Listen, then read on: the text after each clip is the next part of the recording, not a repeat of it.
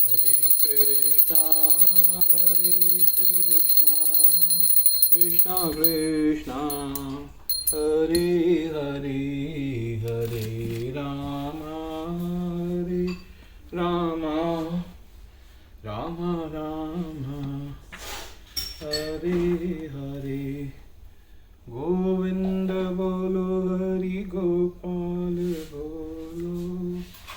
आज हम 18वें अध्याय का श्लोक 78 का अर्थ पढ़ेंगे। यत्र जहाँ योगेश्वर योग के स्वामी कृष्ण भगवान कृष्ण यत्र जहाँ पार्थ प्रथापुत्र धनुधर धनुधारी धनुषधारी तत्र वहाँ श्री ऐश्वर्य विजय जीत भूति विलक्षण शक्ति ध्रुवा निश्चित नीति नीति मति वम मेरा मत।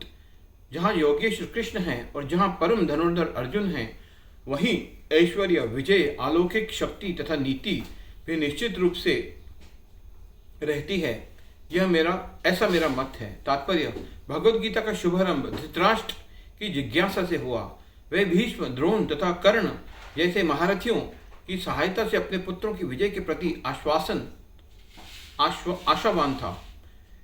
उसे आशा थी कि विजय उसके पक्ष में होगी। लेकिन युद्ध क्षेत्र के दृश्य का वर्णन करने के बाद संजय ने राजा से कहा, आप अपनी विजय की बात सोच रहे हैं, लेकिन मेरा मत है कि जहां कृष्ण तथा अर्जुन उपस्थित हैं वहीं संपूर्ण श्री होगी। उसने प्रत्यक्ष पुष्टि की कि धृतराष्ट्र को अपने पक्ष की विजय की आशा नहीं रखनी चाहिए। विजय तो अर्जुन के पक्ष की निश्चित है, क्योंकि उसमें कृष्ण है। श्री कृष्ण द्वारा अर्जुन के सारथी का पद स्वीकार करना एक ऐश्वर्य का प्रदर्शन था। कृष्ण समस्त ऐश्वर्यों से पूर्ण है और इनमें से वैराग्य एक है। ऐसे वैराग्य के भी अनेक उदाहरण प्राप्त हैं, क्योंकि कृष्ण वैराग्य के भी ईश्वर हैं। युद्ध तो वास्तव में दुर्योधन तथा युधिष्ठिर के बीच था। अर्जुन अपने ज्येष्ठ भ्राता युधिष्ठिर की ओर से लड़ रहा था। चूंकि कृष्ण तथा अर्जुन युधिष्ठिर की ओर थे, अतएव युधिष्ठिर की विजय ध्रुव थी। युद्ध के ये निर्णय करना था कि संसार पर शासन कौन करेगा। संजय ने भविष्यवाणी की कि सत्ता युधिष्ठिर के हाथ में चली जाएगी। यहाँ पर इसकी भी भविष्यवाणी हुई है कि इस युद्ध में विजय प्राप्त करने के बाद युधिष्ठिर उत्तरोत्तर समृद्धि लाभ करेंगे, क्योंकि वे न केवल पुण्य आत्मा तथा पवित्र आत्मा थे, अपितु वे कठोर नीतिवादी थे। उन्होंने जीवन भर कभी असत्य भाषण नहीं किया था। ऐसे अनेक अल्पज्ञ व्यक्ति हैं जो भगवद गीता के युद्ध स्थल में दो मित्रों की वार्ता के रूप में ग्रहण करते हैं, लेकिन इससे ऐसा ग्रंथ कभी शास्त्र नहीं बन सकता। कुछ लोग विरोध कर सकते हैं कि कृष्ण ने अर्जुन के युद्ध करने के लिए उकसाया, जो अनैतिक है, लेकिन वास्तविकता तो यह है कि भगवद गीता नीति का परम आदेश है।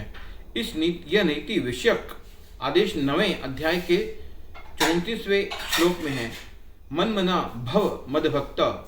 मनुष्य को कृष्ण का भक्त बनना चाहिए और सारे धर्मों का सार कृष्ण की शरणागति। सर्वधर्मानाम परित्यज्य मामेकम शरणम व्रज। भगवद गीता का आदेश धर्म तथा नीति की परम विधि है। अन्य सारी विधियां भले ही शुद्ध करने वाली तथा इस विधि तक ले जाने वाली हों, लेकिन गीता का अंतिम आदेश समस्त नीतियों तथा धर्मों का सार वचन है। कृष्ण की शरण ग्रहण करो या कृष्ण को आत्मसमर्पण करो। ये 18वां अध्याय का मत है। हरे कृष्णा हरे कृष्णा।